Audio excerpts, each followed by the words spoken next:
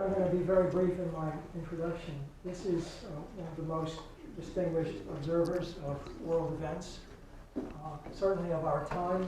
When I think about Thomas Friedman's contributions, I think about Walter Lippmann, who was someone who was able to shape a public discourse for a long period of time.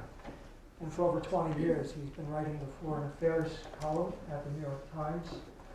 Won a Pulitzer Prize for distinguished commentary, but has won 2 other Pulitzer Prizes for his reporting. He's written a little book among his many, one called The World is Flat, that sold about 4 million copies and is translated into over 24 languages. He hails from a little community in Minnesota, St. Louis Park, or if you're a fan of Coen Brothers films, you know that it features Serious Man. Right there. But also people like Senator Al Franken and political scientist Norman Ornstein and Harvard philosopher Michael Sandel. Something in the water there, I guess. Look, there's a canon of journalism that says the journalist is constrained by only one thing, and that is consideration of the public welfare. Here's a journalist who embodies that ideal. Please welcome Thomas Friedman. Thank you, John. Thank you very much. Thank you, John. Thank you very much. Thank you very much. Thank you, John. It's a treat and an honor to be with you all here this morning. Thank you all for coming out. Thanks to my friend Bill Warner for arranging all of this. I was in Frankfurt yesterday staring at a canceled flight to San Francisco, so I'm so pleased to be here. Don't even ask how I made it. Anything happen while I was in the air?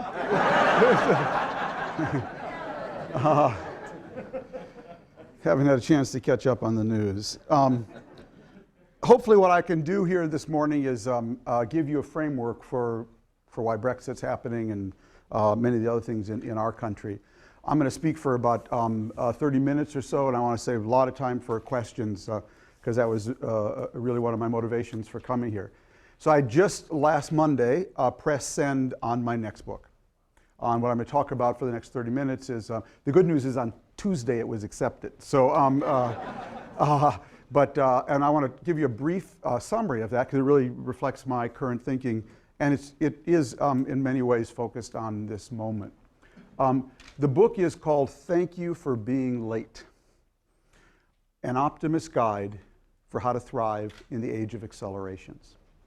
The title comes from meeting, I live in Washington, D.C., I actually live in Bethesda, Maryland. And the title comes from meeting people for breakfast in Washington over the last couple of years. And every once in a while, someone would come 15, 20 minutes late. And say, Tom, I'm really sorry. It's the weather, the traffic, the subway, the dog, get my homework. And one day, just spontaneously, I said to one of them, actually, thank you for being late. Because you were late, I've been eavesdropping on their conversations. Fantastic. I've been people watching the lobby. Amazing. And I just connected 2 ideas I've been struggling with for a month. So thank you for being late.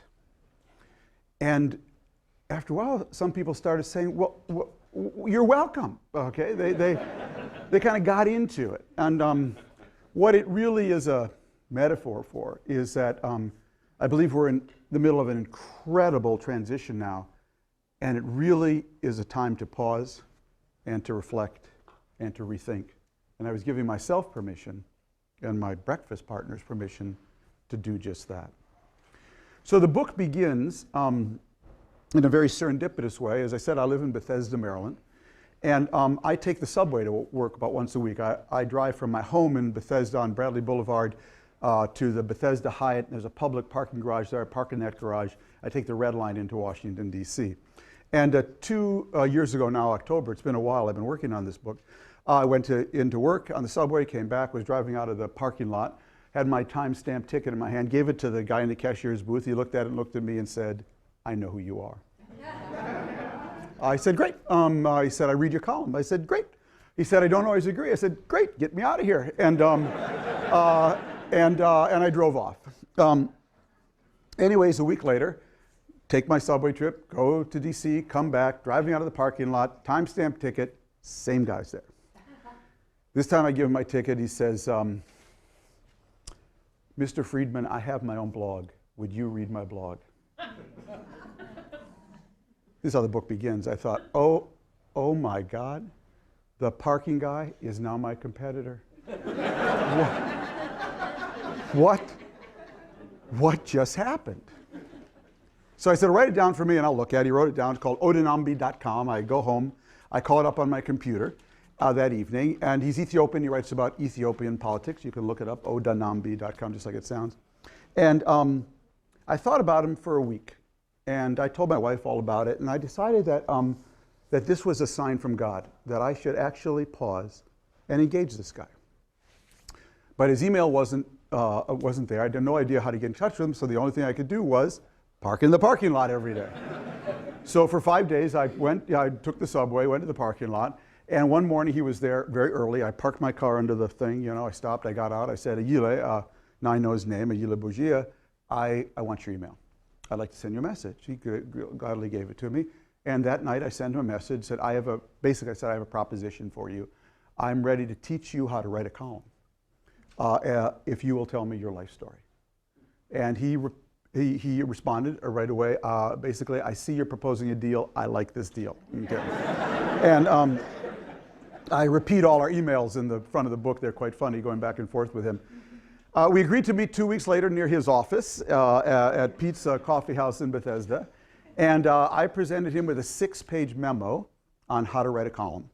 And he told me his life story, Ethiopian immigrant, real democracy advocate from the Oromo people, was blogging on Ethiopian websites, but they weren't fast enough in turning his stuff around. So he started to start his own blog, and now, Mr. Friedman, I feel empowered. He tells me his Google metrics, my parking guy knows his Google metrics, that he's read in 30 different countries, maybe by just 30 people for all I know. And then I presented him with my memo on how to write a column. I'd once taught a course about this 10 years earlier when my daughter was at Williams College. But this really forced me to sit down and really think deeply about it. So I explained to him that a news story is meant to inform, but a column is meant to provoke. I can write a news story about NPS, and be better or worse, but I'm actually in the provocation business. My job, I'm either in the heating business or the lighting business, okay? I'm either stoking up an emotion inside of you or illuminating something for you. And if I do it right, I do both together, and I create heat or light, I create a reaction. Now, so I explained all this to him, and that I explained that you'll know you have provoked, that you've created heat or light if you produce one of a dozen reactions, and I walked through them. The reader reads it, says, excuse me, I didn't know that. I never looked at it that way. I never connected those things. Your favorite, you live for this, happens 4 times a year. You said exactly what I felt, but didn't know how to say, God bless you. I want to kill you dead, you and all your offspring. Those are all signs you've created heat or light. But I explained to him that to do that requires actually an act of chemistry. And you have to combine 3 ingredients. This is all going to start to make sense for you while I'm here in a second. And the 3 ingredients are, to create heat or light, first is, what is your value set? What do you stand for? Are you a Marxist, a Keynesian, a libertarian, a capitalist, a communist, a socialist? How do you lean into the world? What is the value worldview you're trying to promote as a columnist? Second, how do you think the machine works? So the machine is my shorthand for what are the biggest forces shaping more things in more places in more ways on more days. Because as a columnist, I'm always carrying around in my head a working hypothesis. It always has to be a working hypothesis of what are those big forces, because I'm actually trying to take my value set and push the machine. And if I don't know what those forces are and how they interact, I'll either push the machine in the wrong direction or I won't push it at all. And lastly, what have you learned about people and culture? How the machine affects people and culture, and how different people and culture's reaction affects the machine. Mix those together, stir, let it rise, bake for 45 minutes. And if you do it right, you will produce heat or light. So Bogia and I actually had 3 meetings about this. And by the time we were done, I found myself actually asking myself, well, what is your value set? Where did it come from? How do you think the machine works today? And what have you learned in 40 years of journalism about people and culture? And that's what the book is about. That's the flip to the book. So let's work through those as quickly as I can. How do I think the machine works today? So I think what is shaping more things in more places, in more ways on more days, is that we're in the middle of three nonlinear accelerations all at the same time in the three largest forces on the planet, which I call the market, Mother Nature, and Moore's Law. So we know what Mother Nature, that's climate change, global average temperature, and biodiversity loss, and population. We know what that looks like. We know what global average temperature looks like. If you put it on a graph, it looks like that famous, hockey stick. We know what globalization for me is the globalization of flows, not just trade. Flows mean Facebook, Instagram, everything, all of those things, thank you. If you put it on a graph, globalization today, it actually looks like a hockey stick.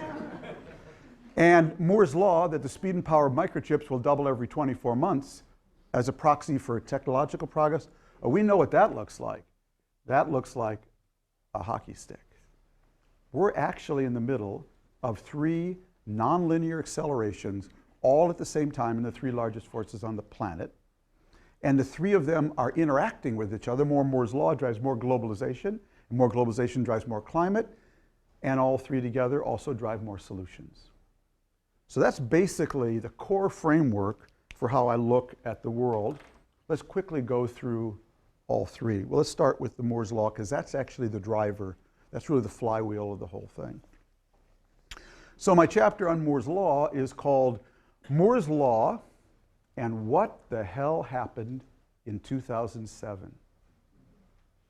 2007, what an odd, obscure year. But there are vintage years in wine, and there are vintage years in history. And in the fullness of time, we will understand that 2007 was one of the most important years in history. What happened in 2007? The iPhone was invented and released in 2007. Facebook came out of universities and colleges in 2007. Twitter came out in 2007. Hadoop, which created big data, came out in 2007. GitHub, which created the world's biggest open source software repository, happened in 2007. Android was released in 2007. The Kindle came out in 2007. Airbnb came out in 2007. Intel went off silicon for the first time to extend Moore's Law in 2007. Do you kind of think something big happened in 2007? Look at some interesting graphs. Look at the US Patent Office graph for patents. 2007 starts to go like that. Look at the graph for the sequencing of the human genome. When the price collapsed, looks like that.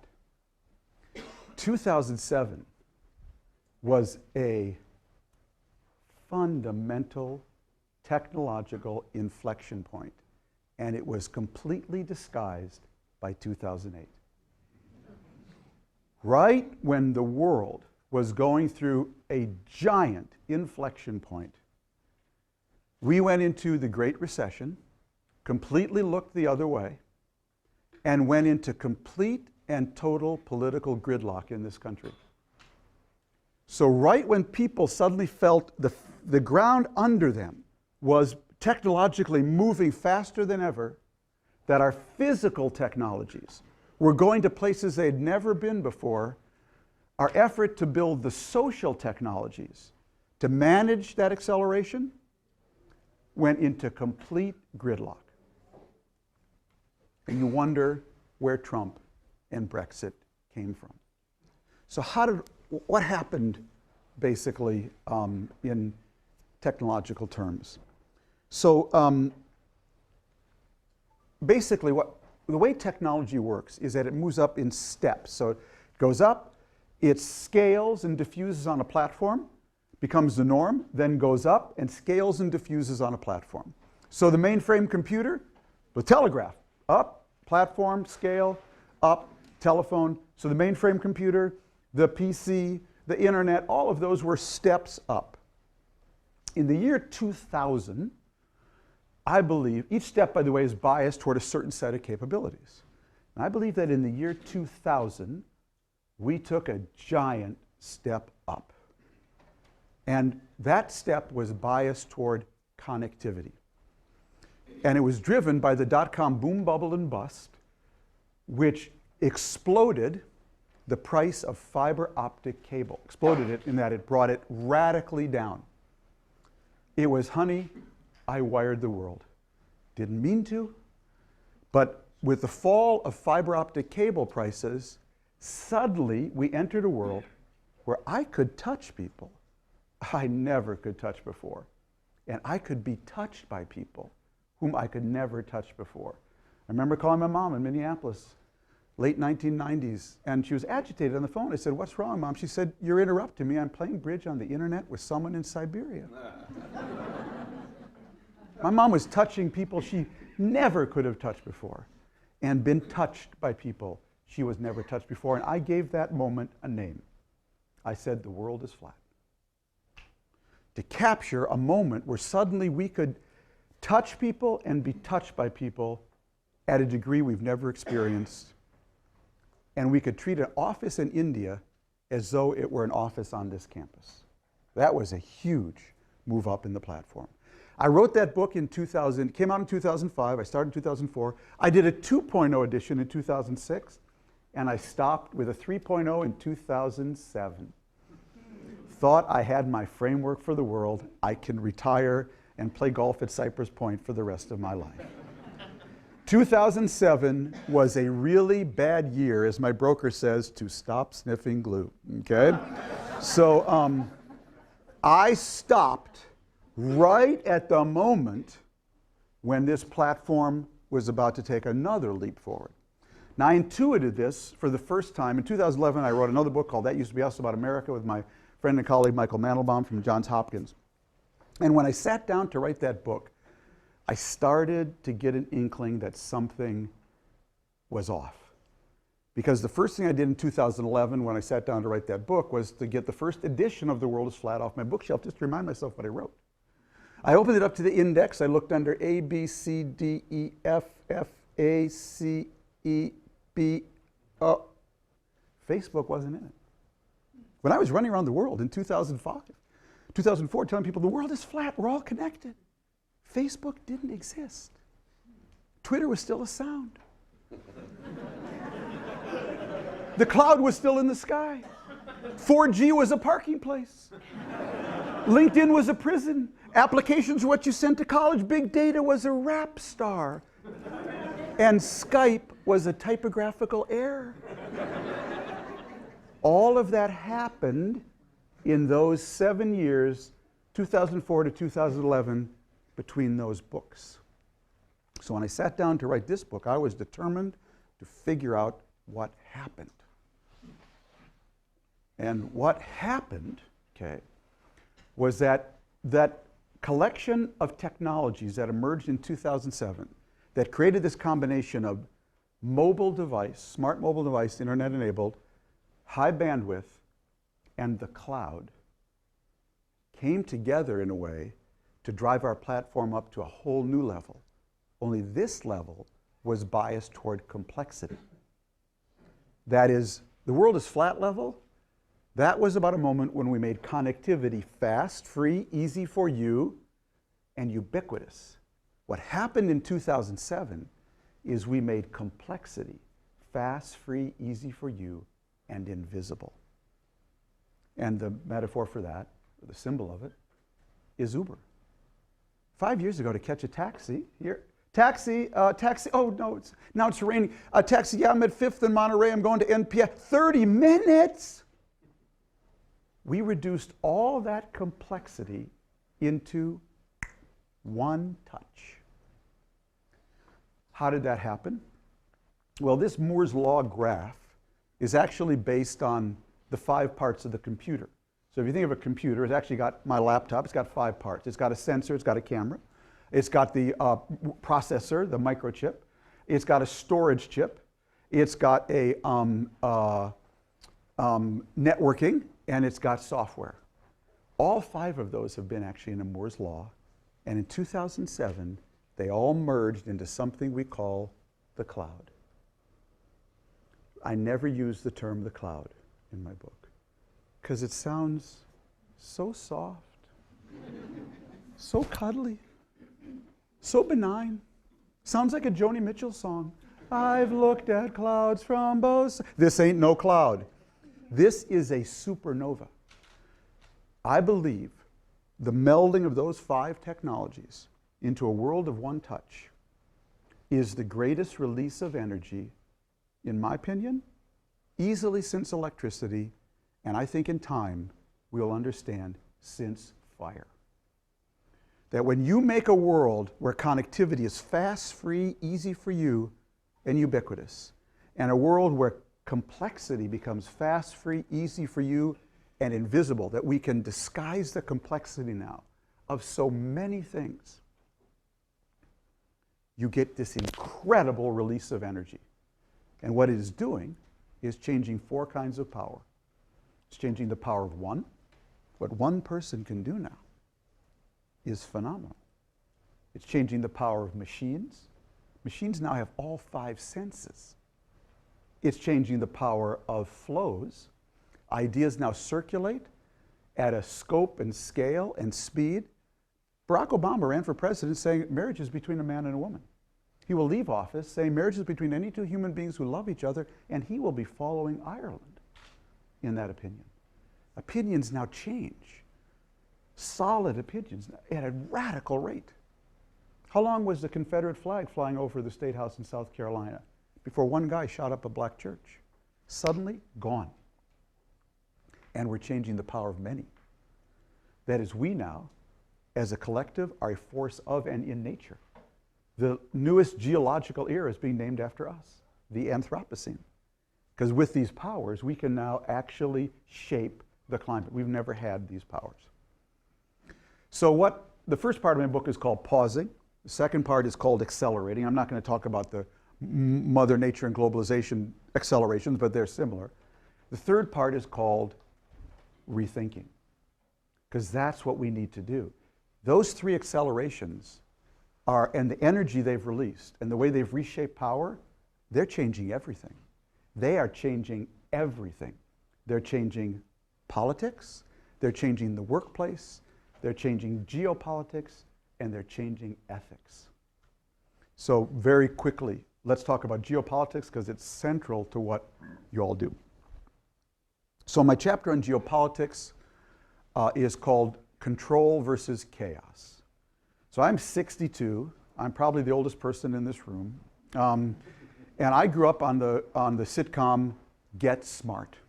And some of you may know Get Smart.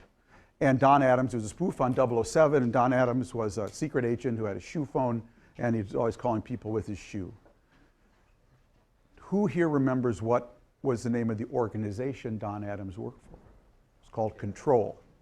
You're close. His organization was called Control. Who was their global enemy? It's called Chaos, spelled K-A-O-S. Oh, the writers of that show, they were ahead of their time.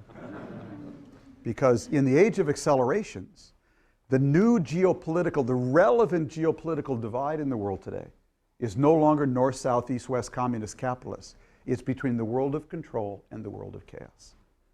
The world of order and the world of disorder. Now what's going on basically? I think what's going on is my 3 accelerations are having 2 fundamental impacts. First is the impact they're having on weak states. Weak states are all these states that were born after World War I and World War II in these era of decolonization. They're all these states whose borders are primarily straight lines. And what those straight lines bespeak is a deep artificiality. These states are actually like caravan homes in a trailer park. They are built on slabs of cement with no basement and no foundation. Now, the Cold War was a great time to be a weak state. If you were a Syria, or Iraq, or Egypt, or a Mali, or a Chad, because you had 2 global superpowers competing for your affection, because the relevant divide then was East-West. And what would they do? They'd give you foreign aid, they'd build your army. If you were Syria, they'd rebuild your army 3 times after wars with Israel. They'd educate your kids at Patrice Lumumba University in Moscow or Wichita State in America. They'd build your government house. They'd give you scholarships. They'd support your budget. Oh, the Cold War was a great time to be a weak state. Well, say goodbye to all of that. By the way, there was also no China then to compete for your low-wage labor, and population and climate change were much more moderate. In the age of acceleration, every one of those things is gone. First of all, no superpower now wants to lay hands on you because they know all you win is a bill. Climate change is now hammering you. Your population has exploded. I was just in Niger. Population 1950, 2.5 million. Population today, 17 million. Population 2050, 72 million. Okay? So all their advantages, they all also had demographic dividends, have turned to disadvantages. China can take your low-wage labor, but even that's history now because we got a robot that can do it. No one wants to give you any aid.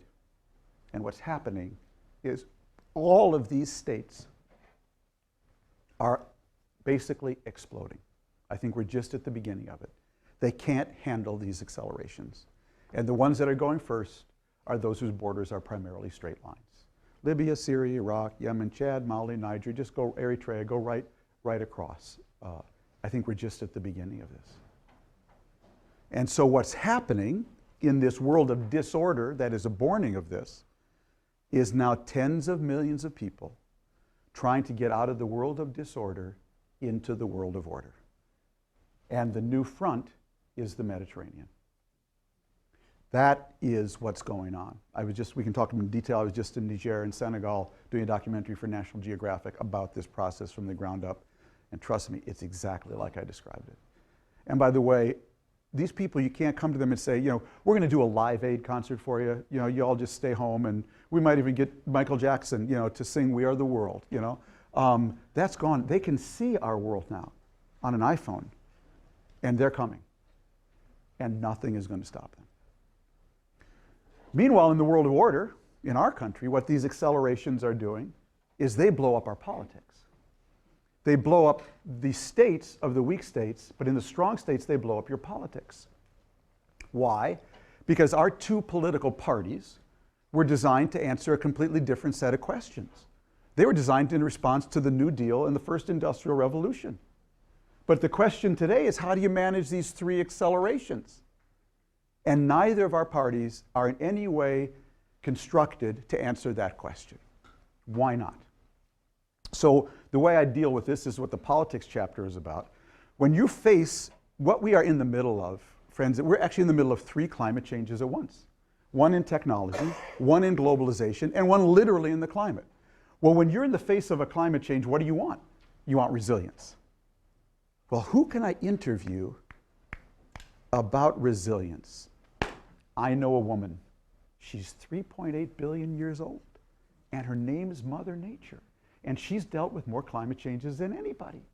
So I interview her. I sit her down. I say, Mother Nature, how do you produce resilience in the face of climate changes?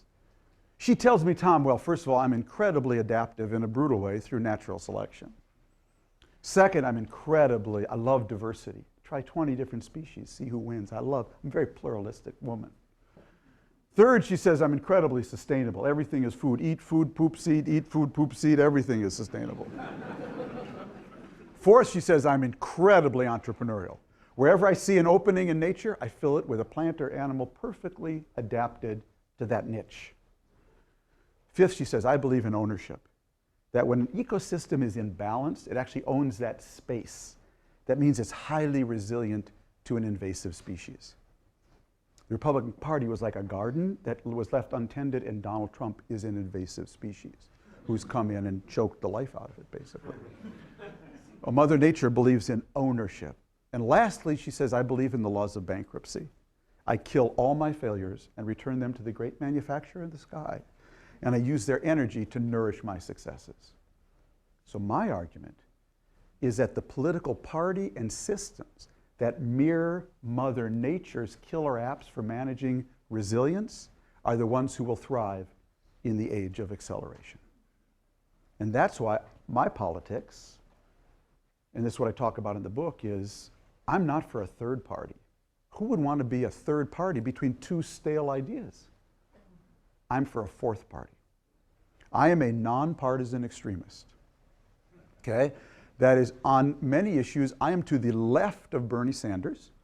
I believe we should have single-payer health care, very generous family home leave. In the age of acceleration, friends, we're going to have to really strengthen our safety nets because the world is getting too fast for a lot of our fellow citizens.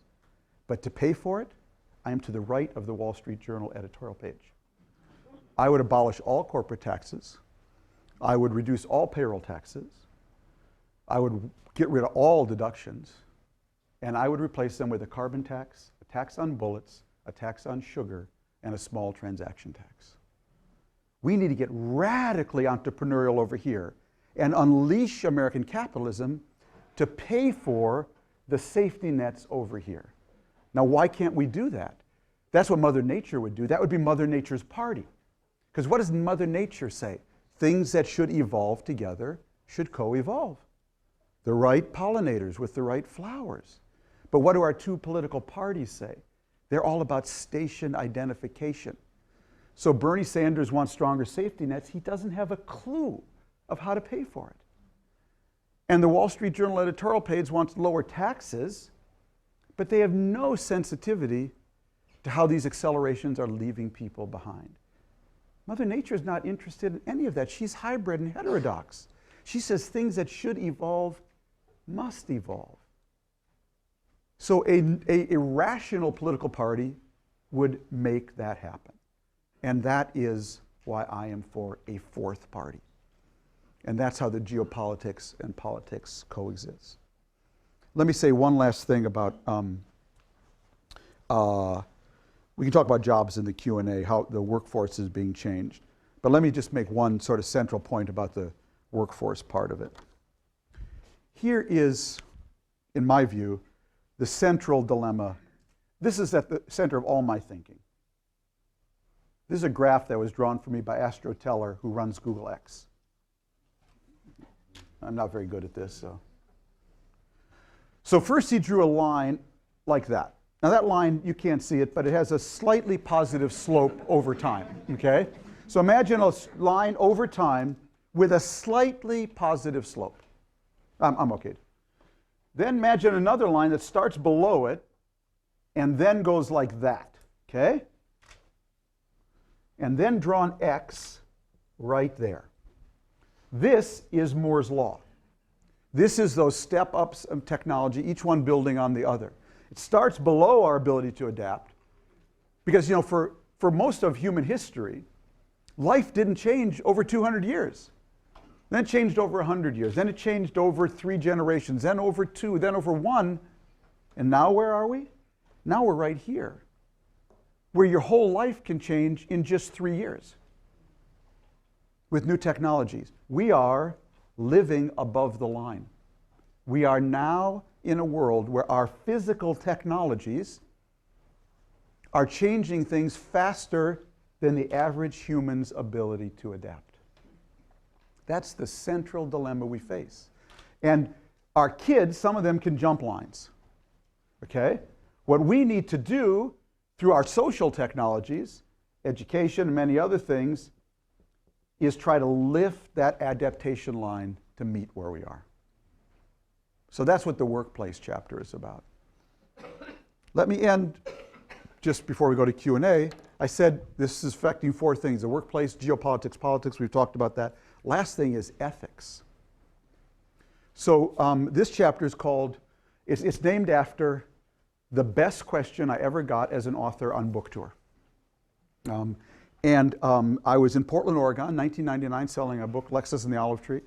And at Portland Theater, just there last month, a man stood up in the far balcony, a young man, and said, "Mr. Friedman, I have a question for you. Is God in cyberspace?" I thought, wow, is God in cyberspace? Geez, I don't know. I mean, I've never been asked that before. I felt like kind of an idiot. So I went home, called my spiritual teacher. He's a rabbi named Zvi Marx, lives in Amsterdam, married to a Dutch priest. We got to know each other in Jerusalem. Very interesting guy. And great Talmudic scholar. I literally called him in Amsterdam. I said, "Zvi, I got a question I have never been asked before. Is God in cyberspace? What should I have said?" He said, well, Tom, in our faith tradition, we actually have two concepts of the Almighty, a biblical and post-biblical. The biblical view of God is that He is Almighty. He smites evil and rewards good. And if that's your view of God, He sure isn't in cyberspace, which is full of pornography, crime, lying, cheating, prevarication, bad talk, and cyber criminals. God clearly is not in cyberspace if you have a biblical view of God. But he said we actually have a post-biblical view of the Almighty, and that is that God reveals Himself by how we behave. So if you want God to be in cyberspace, you got to bring Him there by how we behave there. Now, why is this such an important issue? Because we are standing at a junction now, thanks to these new powers, that we've never stood at before. In 1945, we entered a world where for the first time, one country could kill everybody after Hiroshima. Thank God, if it had to be one country, it was ours.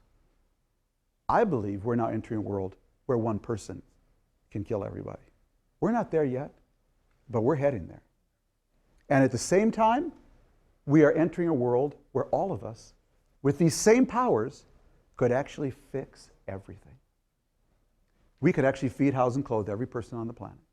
We have never stood at this junction before as a human species where one of us could kill all of us and all of us could fix everything. And what will decide that will be the values we bring to these technologies. We have never lived in an age. I gave a commencement speech at Olin College this year based on this idea, and I said, Mom and Dad, I just have one piece of advice for you, and that is we need to scale the golden rule. And I said, I know what you're thinking. You paid 160 grand for your kid to get educated, and some knucklehead speaker is telling you about the golden rule. But in my view, naivete is the new realism. Naivete is the new realism. Because in a world where we have this much distributed power, if all of us, or certainly more of us, don't do unto others as we would wish them to do unto us, in a world where this much amplified power and we're all integrated, how's your 401k doing this morning after the Brexit vote? We have a real problem. So values have never mattered more. And that sets up the last chapter of the book, the last two chapters, which is about where my values came from. And I grew up in a small town in Minnesota called St. Louis Park, a freaky place. And I grew up in a time and a place where politics worked. My senators were Humphrey and Mondale, amazing civic-minded people. I went to the same high school with the Coen brothers, Al Franken, Norm Ornstein, Michael Sandel, a whole bunch of other people. And we grew up where? We grew up in a real community. And I believe in the age of acceleration, the community is going to be the relevant governing unit. Nation states, we need them for defense and economics and all of that, but they're too distant, and that's what you see in the Brexit vote. The single family, way too weak and frail, especially because so many are now single parent. It's going to be healthy communities that are going to be the relevant governing unit of the 21st century because they can anchor you and at the same time touch you close enough to actually cushion you, build inclusion and productivity and the skills you need to succeed in the age of acceleration. So I'll just end. My book has a theme song. I'd love to be able to buy it. So when you open the book, it would play like a Hallmark birthday card. And the song is by Brandi Carlile. She's a great country folk singer I really love. And the song is called The Eye, E-Y-E. And the main refrain is, you can dance in a hurricane as long as you're standing in the eye. And that's the central political challenge of our day. Those three accelerations are like a hurricane. Donald Trump and the Leave voters in the UK, they think you can build a wall against this hurricane. Ain't no wall going to stand up to this hurricane. You have to build an eye that moves with the storm, draws energy from it, but is dynamically stable, can build and anchor people in the storm. St. Louis Park, the place I grew up, was my eye. It was my anchor and my sail. And I encourage you all to dare to be late and to find yours. Thank you very much. Thank you. Thank you. Thank you. So the floor is open, and do you have mics, or does everyone just stand up? Go ahead. And just please tell me who you are and what you do. My name is Alan Washer. I'm retired faculty here. Great. What did you teach, Alan? What did you teach? I taught operations research. You know Good. that stuff? Yeah, a little bit. Slightly connected with what you've said this morning is the recent decision of Britain to exit the European Union. Do you think there will be any good consequences to that? That's a good question. It's a very good question. Next question up here. No, obviously it's early, so I was toying with, I think through my column. So this morning I got up early and was toying with a lead. And the lead was, how did I put it? It's, the people have spoken. The people are wrong. But we really better pay attention to why they feel the way they feel. That's sort of what I feel. The people have spoken. By the way, subtext, never hold a referendum in the age of social networks. Think of having a referendum when everyone's crazy uncle is on Twitter and Facebook. Because I get a lot of this from people. They send me these articles, and literally sometimes I look and say, where did this come from? This is like from another galaxy. But this stuff all gets circulated in all of this. So why do I say what I say? We said the people have spoken. I think they're wrong because disconnecting in a connected world, that doesn't really strike me as a winning strategy. I do really believe in open systems and connecting. But when 52% of the people vote that way, then you have to take it very seriously. What is behind this? And I think these votes are 95%, maybe 98% about culture, and about 2% about everything else. By culture, I mean deep human things. And I think what is behind it is, I'll tell you two stories that really had an impact on me in recent weeks that I connect with this. I was in northern Senegal 2 months ago, and tracing the human migration, from Senegal through Niger, Libya to Europe. So we went right to the headwaters. Went to a small village, and I wrote a column about it. I described the village as that the last stop after the last stop. Okay, that's how remote it was. We go there. We come, the village chief has the entire village out to greet us, probably about 200 people, and there are no men. No one between ages 18 and 60. It's all women and girls. Why? Because all the men have left. Because of changes in the climate and the weather, the earth no longer can support them, and population now is too big, even if it couldn't sustain them. So they've all hit the road for Niger, Libya, and Europe. About 9,000 people do that every month. And we're interviewing the chief. Doesn't even remember how old he is. But at one point he started talking about what he was losing. These are people who are right at the bottom, $2 a day income. And he spoke and he teared up as he talked about, I'm losing my community. I mean, when you make $2 a day, all you have is that your family be there and your extended family and you have your traditions. I'm losing my community. So 6 weeks later, I was home and I was at an energy conference in Palo Alto, and one of the speakers was Hillary Clinton's energy person. And I pulled him aside afterwards, and he spoke very well, and I was impressed and wanted to talk to him. And I said, tell me about your work. What are you doing? He said, I was just in West Virginia. He said, Hillary sent me down there to interview the coal miners. She wanted to understand the issue better. He said, I spent 2 weeks there. I was very impressed. And I said, what did you learn? He said, what I learned was that these people really don't like going every day into a coal mine, digging for coal. but it's the thing that allows them to have their community. It's what allows them to stay home, to have their place, that it locates them in the world. So you come to them and say, dude, the coal leads to climate change. It's not that they've studied climate change. It's that when you tell them we're going to go off coal, you're basically saying, hit the road, Jack. Hit the road. Like that African leader's sons. We're going to bust up your community. You got to understand, it's climate change, baby. Turn into weather.com. You know what they say? They say Donald Trump. They say Brexit. They say, well, what is the theme of all these things? Someone's taking my home away. And that's what this thing is all about.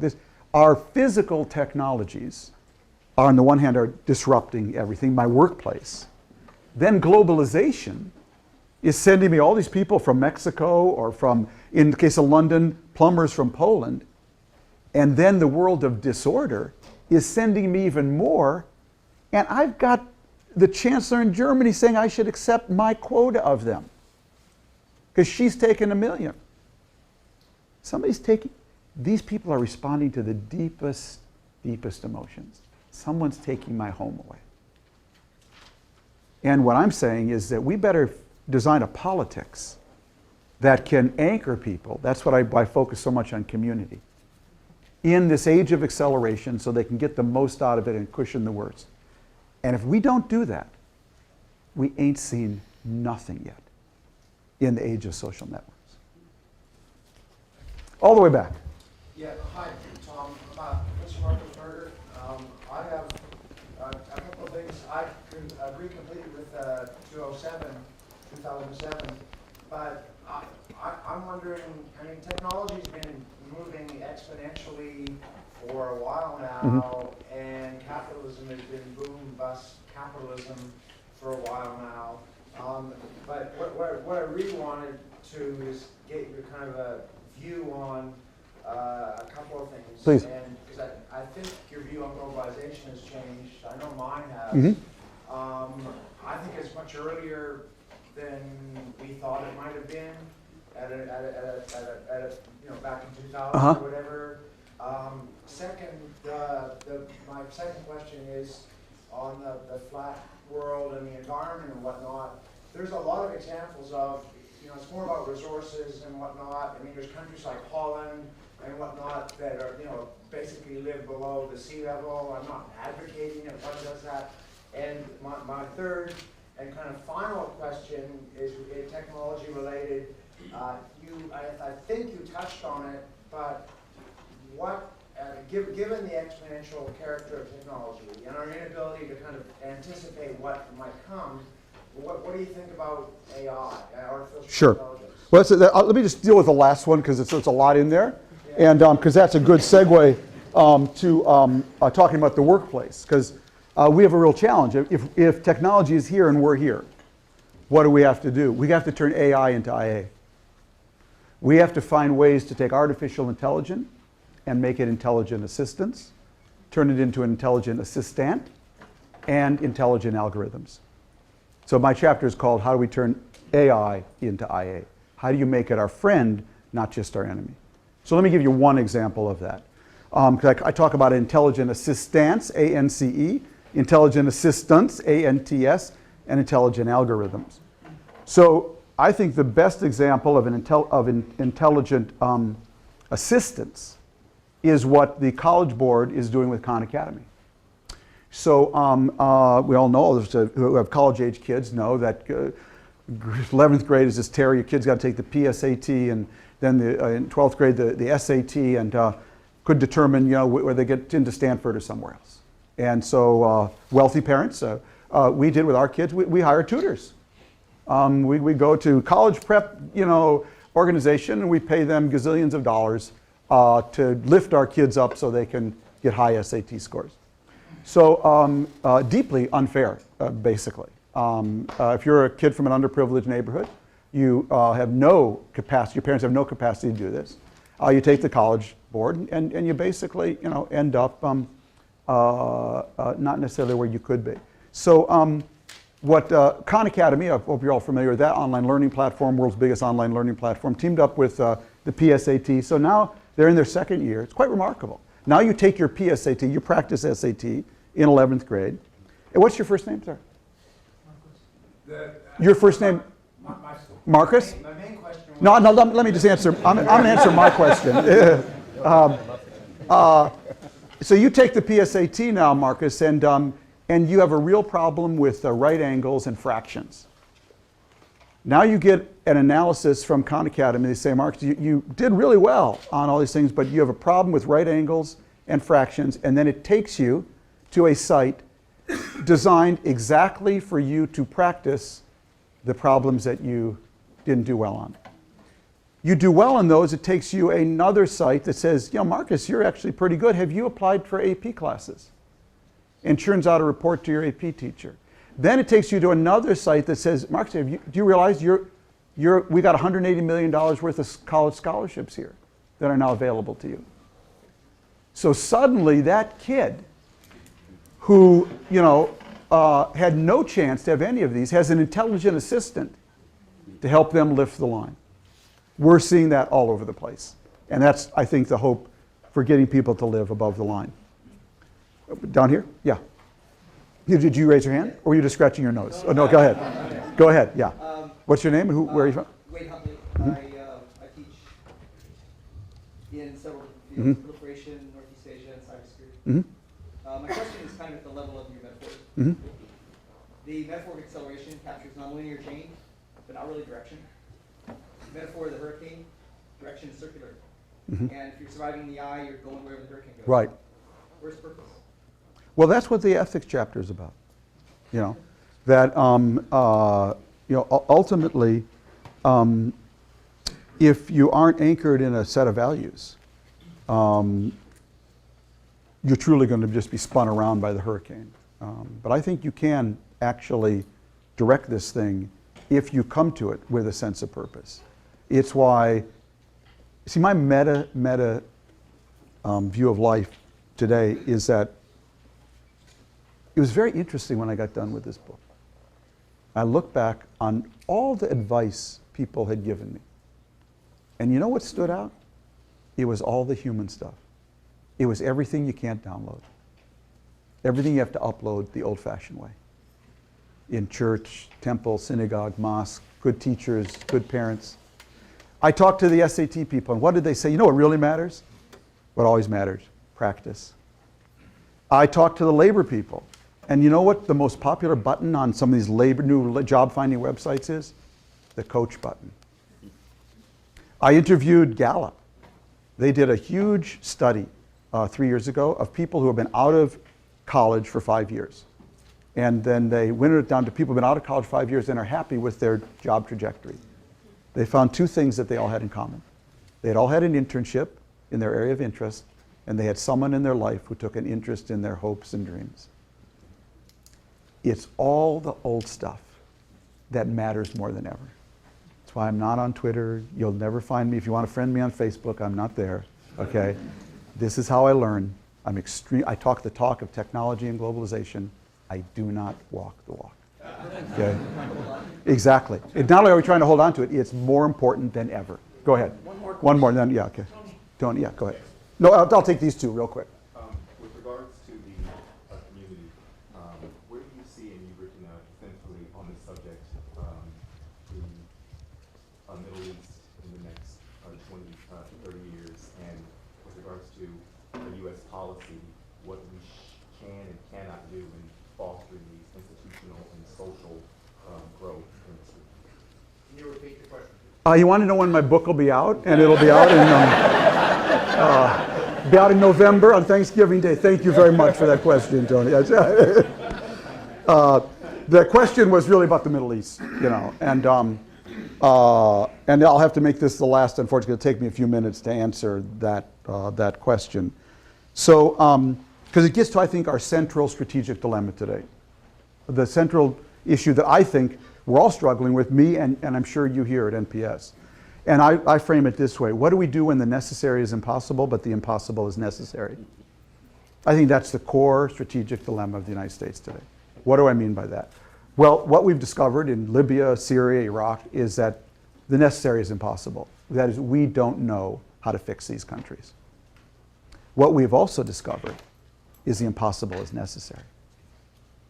Because you cannot understand Brexit today if you don't understand that it is directly fed by Libya and Syria. A big part of this vote was that these countries hemorrhaged all these people there.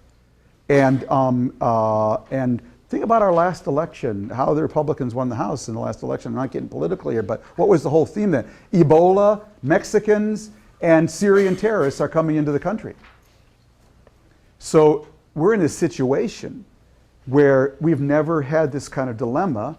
What do you do when the necessary is impossible and the impossible is necessary? Because see, in a previous era of history, some imperial or colonial power would have come in and managed these areas of disorder. But now we're in a post-imperial, post-colonial, and what I believe post-authoritarian age, where no one is going to manage them. We can't fix them and they can't fix themselves. That's a pretty deep strategic dilemma, and you can see it in our debate. Because everyone comes along, Trump, I'm going to give my national security speech, and it said, Hillary didn't answer the phone at 3 a.m. He has no clue. But by the way, Paul Ryan doesn't either. You know, by the way, God bless the Treasury, our Defense Secretary. I hope he does. But this is really hard. We have never had a world where countries were breaking down, but we were in a post-imperial moment where no outside power would come in. And so without that, you get the Boko Harams, you get the Al-Qaedas, you get all these groups in an interconnected world on top of it. So I'll tell you what my foreign policy is. I mean, and this is what the section in my book is called. I say I'm for drones and walls where necessary, chicken coops and gardens where possible. What do I mean by that? And I think that's really what Obama is doing. Where you see bad guys and you can kill them, kill them. Okay? Where you can contain some of this disorder, contain it. But if that's your only policy, it absolutely has zero chance of working. You also need to, what I call, you need gardens and chicken coops. What do I mean? Again, it gets back to these basics issues. I was 2 weeks ago, Bill Gates invited me to come up to New York. He wanted to show me something, innovation. I'll come up, okay. 4 World Trade Center, 68th floor, gleaming skyscraper. I come up, and what did he want to show me? A chicken coop. Giant chicken coop he'd reconstructed on the 68th floor of 4 World Trade Center. I said, what is this? Well, what the Gates Foundation had found was that if you just gave a woman in Africa, making $2 a day, 3 hens, 3 chickens, and she didn't eat the eggs, but had them grow, by the end of the year, she'd have enough chickens to produce an income of twice $2 a day. What's more, she'd be a little entrepreneur. She'd have more control over her life, her body, in terms of having children. It takes a chicken. I traveled all over Niger and Senegal with the head of the UN desertification program. You know what her solution is? Take 5,000 people between basically Mali and Eritrea.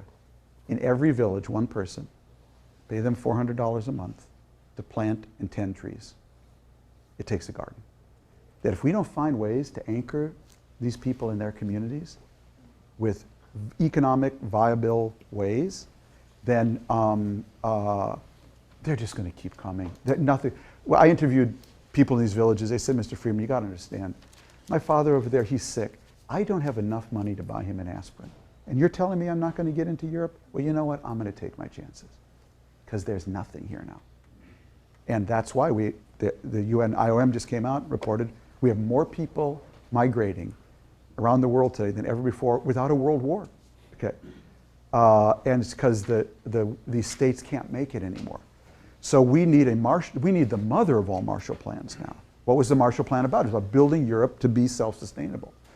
And yeah, we got to zap the bad guys. But if you don't build gardens and chicken coops at the same time so they can stay there. And so it takes these kind of subtle things, you know what I mean? Complicated approaches that mix, again, that's why Mother Nature is my model. Hybrid, heterodox, mixing things that should be together. And it isn't about testosterone.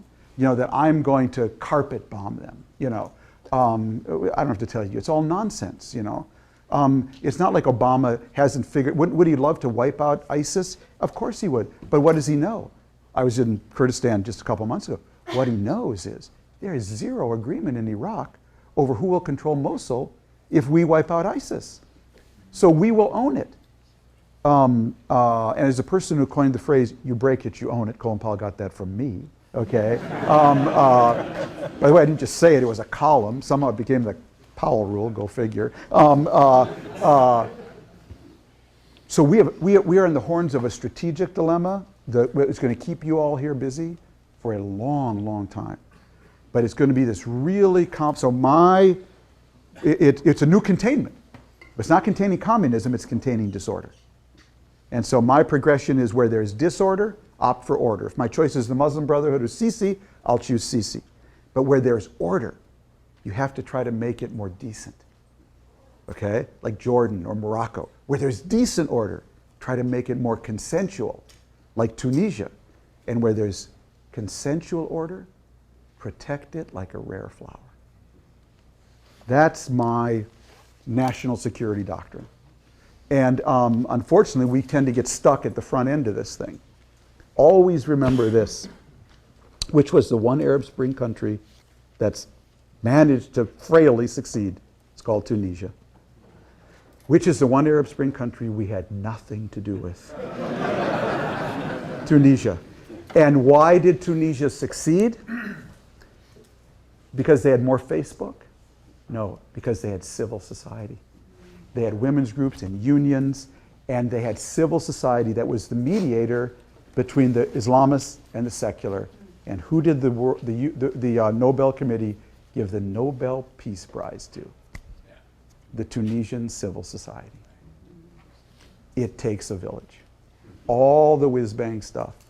It's driving a lot of this, but it's all about the stuff you can't download, that you have to upload the old-fashioned way. Thank you very much. Thank you. Thank you. Thank you. Thank you. Thank you. Thank you. Thank you. Thank you. Thank you.